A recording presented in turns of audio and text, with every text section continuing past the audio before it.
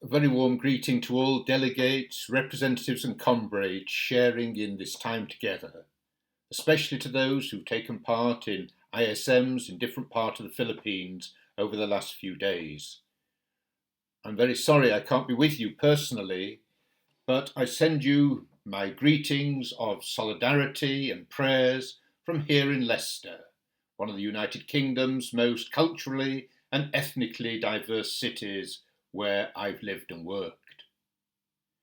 Since my visit to the Philippines in 2005 on an international solidarity mission and a Christian-Muslim peace dialogue in Mindanao, and the resultant restrictions placed on my re-entering the country, I've been an ardent supporter of human rights in the Philippines and an active advocate for the same. When I was there, I remember addressing a crowd of people who gathered from far and wide, in spite of attempts by the AFP to prevent them, outside a school in Barangay Cancayas in Samar. As we gathered, we were under constant and intimidating surveillance of members of the AFP, but different people spoke, often very courageously.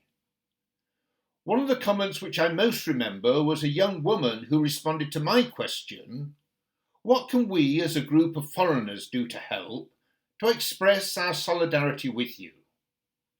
Her answer was clear and unequivocal. "Let the world know what is going on here." She and others asked us to educate ourselves about what was going on, to listen to the voices of the people, to bring the deeds of darkness, of terror, of forced displacements of whole communities, of disappearances, of torture, of extrajudicial killings, to bring these deeds of darkness into the light of the world, to expose them, and as far as we could, to expose those responsible for perpetrating them. An integral part of this was to bring to the attention of the wider world the historical oppression and repression of the Filipino people's right to self-determination and national liberation, and of course the continuing malign influence of imperialist powers today in the Pacific region. Solidarity campaigns in Asia, in Europe, in the Americas, in Australasia and elsewhere have been seeking to do this in a variety of ways over the past years.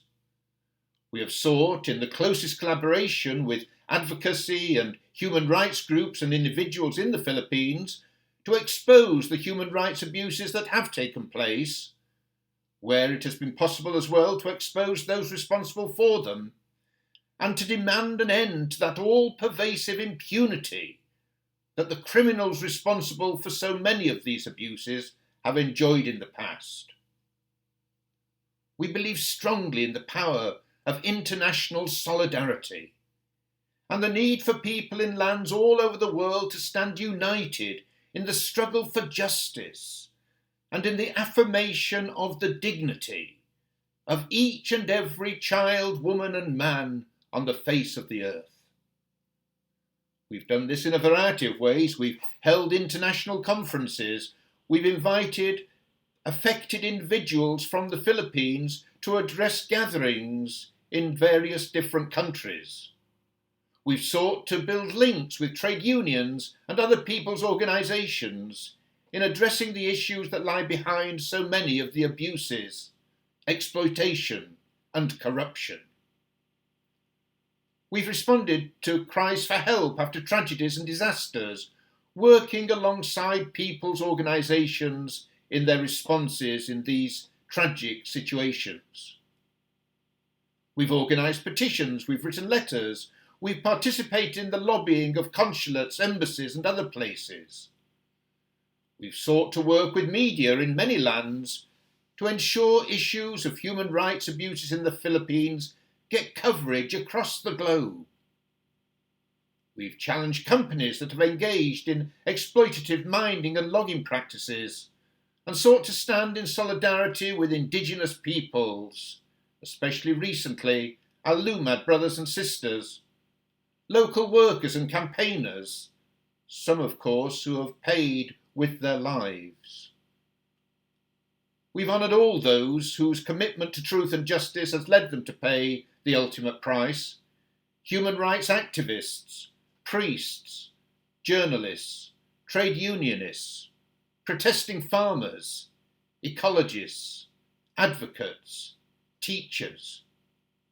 Among the latest being Gloria Capitan, an anti-coal-fired power plant activist killed a few days after President Duterte's inauguration, and the LUMAD leader, Hermie Alegre, killed just a few days ago on the 15th of July in Davao City, shot dead by the familiar tactic of men on a passing motorbike, their faces covered. Let the world know what is happening, pleaded that young woman in Cancayas. And this is what we have sought to do in solidarity over the past years, and what we commit ourselves to continue doing for as long as abuses and violations continue to take place. But my friends, this is a new era, an era of hope for so many millions of citizens, a new president, a new administration, possibilities for change, for the better. There is a real sense of hope that this will herald an end to the corrupt practices tolerated and encouraged by previous administrations in Malacanang. There is a real hope there will be genuine and beneficial land reform, for instance, and that names like Hacienda Luisita, that symbolise corruption, death, exploitation and malpractice, will become beacons for the just use of the land, for agricultural reform that will benefit not only the poorest of those who work the land, but the whole of society. In order to ensure the flourishing of societies in which people's rights are respected, it is imperative we work with groups seeking to ensure the full involvement of all citizens in the political, social and economic development of the nation. Lack of such involvement and the marginalisation of different groups in society, especially among the poorest citizens, can so easily lead to the rise of unhealthy and destructive political and social responses. Indigenous peoples, landless agricultural workers, vulnerable children, both those living on the streets and others as well, so often victim of sexual and economic exploitation, these are some of the groups we should have a particular concern to ensure they become fully valued members of society, with their basic human rights protected and defended. My friends, there is a sense of hope that the peace process between the government and the National Democratic Front is now proceeding in a positive direction after being stalled and undermined in the past. Past agreements must be honoured and respected. Peace consultants and other political prisoners must be released without delay. There must be honest and open dialogue with mutual respect, and the rule of law must be respected by all, especially by those who have sat so lightly to it in the past, to advance their own political, clan and social agendas. Past and present human rights offenders must be brought to justice and held accountable for crimes they committed and crimes committed under their watch, which they simply ignored. The whole culture of impunity from prosecution must cease forthwith. The implementation of Oplan Bayanihan and its vindictive agenda must be halted with immediate effect. And we look forward to the return to the Philippines of those social and political activists who have been forced to live in exile, of their return to their homeland where they can live, free from fear, and engage openly and constructively in political dialogue and activity. We look forward to taking a leading role in the new initiative, Just Peace, PH, an international platform supporting the peace negotiations between the National Democratic Front and the government of the Philippines. We will work in solidarity for a successful outcome, helping to build an international constituency, standing alongside the Filipino people in building a just and lasting peace, an end to the long conflict that has failed to happen under previous administrations, and supporting all the positive developments the ending of this conflict will bring in its train for the Filipino people. The rule of law and universal respect for the law is vital if human rights are to be honoured. But as I hinted at earlier, it's precisely the human rights of the marginalised, the poorest people, those who find it difficult to have a voice when addressing powerful individuals and mighty institutions, those referred to as the Anawim in the Hebrew scriptures, the little ones, the voiceless, the marginalised, those who live in dire poverty, the exploited ones. It is the human rights of such people that we must above all protect. It is these people who must know they do not stand alone. They have friends, allies, comrades, advocates, who will stand in solidarity with them in their continuing struggles for justice and dignity. And this we will continue to do. There is a new atmosphere of hope, thank God, much of it focused, of course, on the new president. For that, we really do give thanks.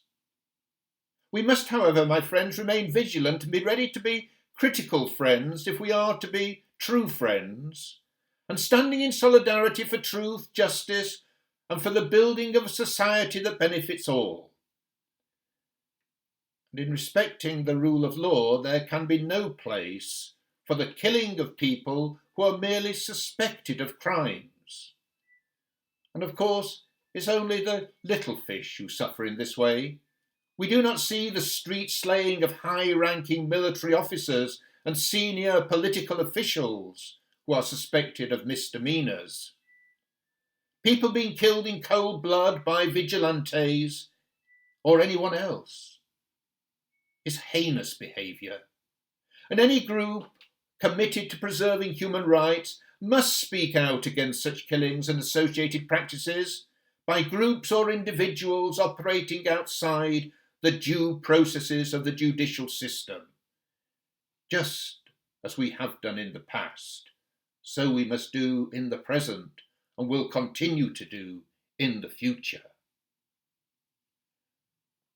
But there is an atmosphere of hope, of optimism, and it's good to be able to gather, to inquire, to listen, to discuss, to debate, to plan for the future in such an atmosphere.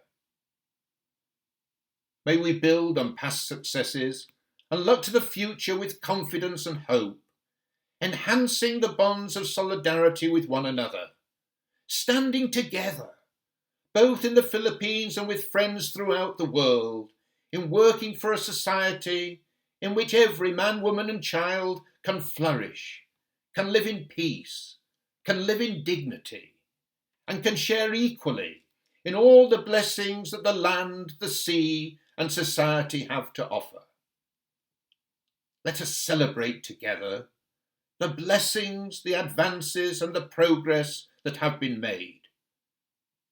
But let us also be ever vigilant and with courage in our hearts, be ready to challenge if and when the basic human rights of any citizen or group of citizens are threatened in the future. But my friends, we stand in solidarity for justice. We stand in solidarity for peace. We stand in solidarity for human dignity. And in that solidarity, we will triumph. Of that I have no doubt. For the light will always overcome the darkness. The darkness will not prevail. The people united will never be defeated. My friends, I wish you all the very best for a good and positive time together. God bless you all.